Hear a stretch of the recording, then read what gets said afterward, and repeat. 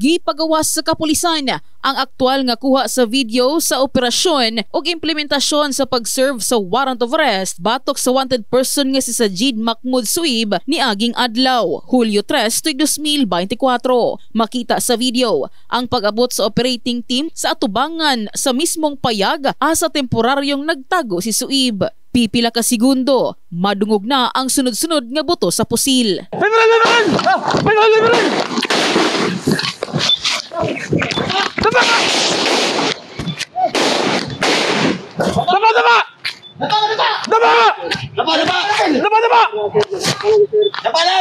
Gipahapa ang mga gikiingong kauban ni Suib ug human ang pagbinayloanay og buto. Gipatindog na kini samtang nakasibat usab ang uban pang kaubanan niini atol sa maong insidente.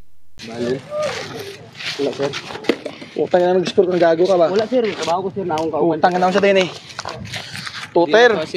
Utang ina ka dira ka. May tuter. Dapa. Dapa lang ha. Nakita nga gaginhawa pa ang target, rason nga gilayon kining gidala sa ospital apan nakabsan gihapon sa kinabuhi. Human maklear ang area og pag-abot sa Soco team. Na-recover sa lugar ang mga armas o uban pang kontrabando. Samtang ang sakyanan nga anaa sa mismong basinidad sa payag ni Suib ang sumala pa usa lamang kagiarkilahang sakyanan. Na-recover sa scene nga caliber 45 na Colt o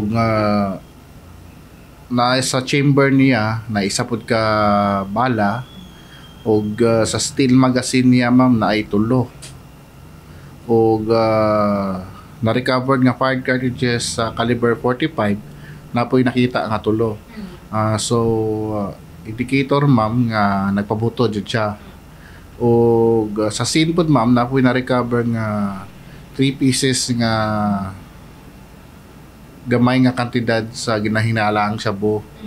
And after ato ma'am na pag turnover na sa mga evidence sa Soco, ang Soco is niadto dayon sa emergency hospital to conduct paraffin test sa suspect. And upon pag-search sa iya ma'am, napadyo nakita ito nga caliber 22 nga arma sa iyang possession sa iyang bulsa. Dugang pa niya Bastillas nga gipaabot na matod pa nila ang resulta sa paraffin test nga gihimo kay Suib ug ang ballistic examination sa mga armas nga na-recover. Yes ma'am, no, subjected to siya ma'am for ballistic examination nga kung kaning mga armasa ba is gigamit na ni sa mga nahitabong shooting incidents diri sa GCPO or sa uban provinces within the AOR of PRO 12.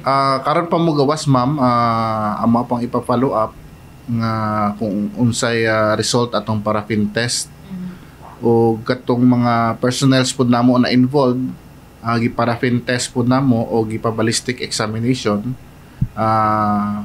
Muna na mong standard operating procedure ma'am every time na na-shoot out mahitabo sa amuang AOR. Una na ang gibot siyag sa kapulisan nga dugay nang gimonitor ang lihok og aktibidad sa naaswing individual dungan sa paggawa sa iyang warrant of arrest sa kasong may kalabutan sa illegal nga droga og illegal nga paghupot og eksplosibo. In the heart of changing lives, kini si MJ Fernandez, Brigada News.